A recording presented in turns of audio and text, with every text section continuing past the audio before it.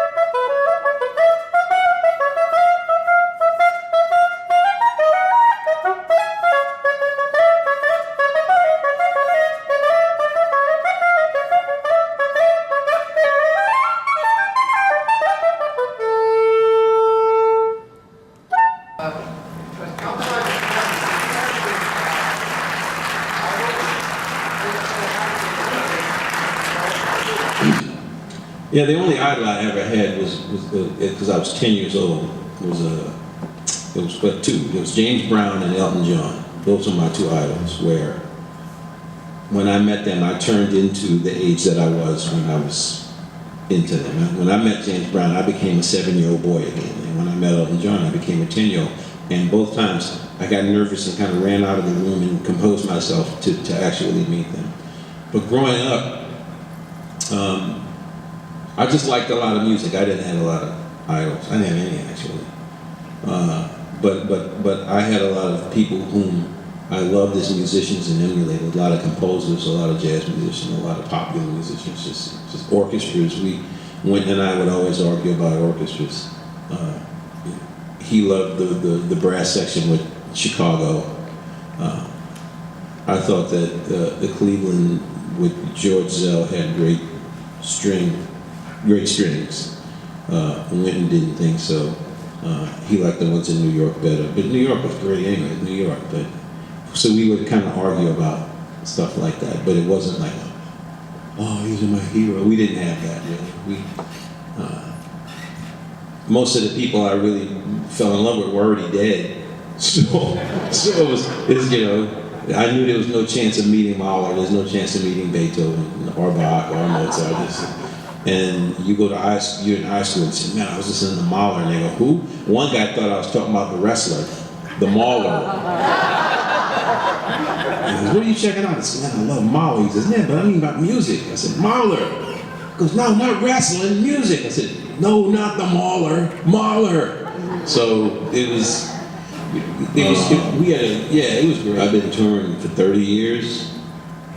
I guess I like it. Because it would really suck if I didn't. I think traveling is difficult now. You know, airlines are very different now than they were in the 80s. You know, when you didn't have to pay for bags, and there was a lot of space between the seats, and that stuff can be a pain. But when it's time to play music, everything was worth it.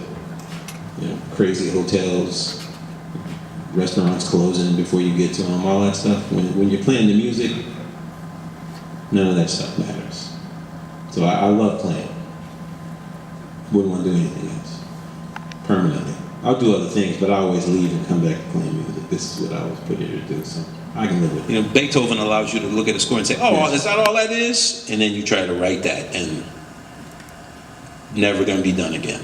So there's all these things you can learn from listening to this music that's just, I mean, I hadn't listened to Beethoven in 15 years, and these iPhones, this weird thing, and some of you probably, a truck drives by or somebody walks by on the radio, and then it starts playing a song. You know, it just, it turns on and it starts playing a song, and it happens on my phone all the time. I'm like, oh God, I don't want to hear that. And 6 months ago, it started on the third movement. Bum, bum, bum, bum, bum, bum, bum, bum, bum, bum, bum, bum, with the bassist. And I went and I listened to it, and then I listened to the fourth movement. And then that was back on the playlist. I've been listening to it 4 or 5 times a week for the last 6 months. And I can't stop listening to it. And I have no idea what that is. I can't tell you how a human being can create such sound. I'm amazed by that. I mean, I can't say, oh yeah, there's a lot of music I hear and I said, yeah, okay, I got that. This, I mean, I don't even, how is it even possible? I mean, don't get me started. I could go on for an hour. I could just keep naming pieces and say, are you kidding me? Are you kidding me? So. Hi. Hi. You know, the era certainly helps. The era helps a lot. They didn't have as many distractions. I mean, there weren't any movies to write for. I mean, there weren't any, pop records to compete against. I mean, they were the thing. But the analogy I always like to use is like the Michael Jordan analogy. Like everybody says, I was never really a fan of his, but everybody says he's one of the greatest people to ever play basketball. Now, because we're contemporaries and I was doing all of these things in pop culture, I knew a lot of basketball players. And what I know is that they all worked just as hard as he did.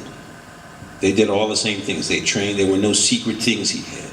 They had weaknesses. They tried to address them. He had weaknesses. He addressed them better than they did. Every year he came in with a new wrinkle. Every year they tried to and couldn't. So there's just this thing where some people are just better. And there's no real explanation for it, because any explanation is almost hollow, because if the explanation was valid, then you could create people like that, and you can't. They show up, and you just thank God that they did, and when they're gone, and there's never going to be another one like them. And they show up a lot more in sports now than they do in music, and that's because, I mean, more composers have more like that Mozart thing, like, he was mercurial and he was super talented, and somebody's gonna pay him $300,000 to write a picture, he's gone. Beethoven, you get another sense. It's kind of like he felt he had to do that, and the way he did it, and he seemed to be completely content with the backlash that came his way. When you read things that he wrote about it, where he was just like, most of my music is not for this time, but for another time. I mean, that's profound to say. That means that he kind of understood what he was. And he didn't really go through why don't they like me? Not that I have read. I mean, I haven't read everything, but, and plus I'm relying on other people's translation. I don't read German, so it depends on who's doing the translating. But from what I've read, it's not like he's, oh, why don't people like me? I should be. He's like, yeah, well, this is what I do. This is what it is. But there are other composers where, as great as they are, if there was a payday to be made, they're going to Hollywood. And then there's others who just, it doesn't matter. They need to do this, and they're the special ones, and I'm glad they exist. And I'm glad that there was no Hollywood when Mozart was around, because it would be a very different body of work. So there's so much phenomenal music, and I try to convince my students to listen to music without preconditions, because the conditions don't apply anyway. I said, well, what am I listening for? I said, you're listening for sound. Just listen. Quit trying to figure it out, because you can never figure this out. You can just love it. You can just accept it. But there's nothing, you can't sound like that. You can aspire to sound like that, and you can come close, where people can say, oh yeah, that sounds like something you stole from Mozart. It's like, yeah, correct. Thank you. Well, I wasn't giving you a compliment. Well, you were. You just didn't know you were. Because it's the same thing in jazz. You have a lot of musicians who say, well, I don't want to study Coltrane and then sound like Coltrane. Son, you will never sound like Coltrane, okay? So you might as well study, because it's better to have an informed sensibility than a completely ill-informed sensibility. So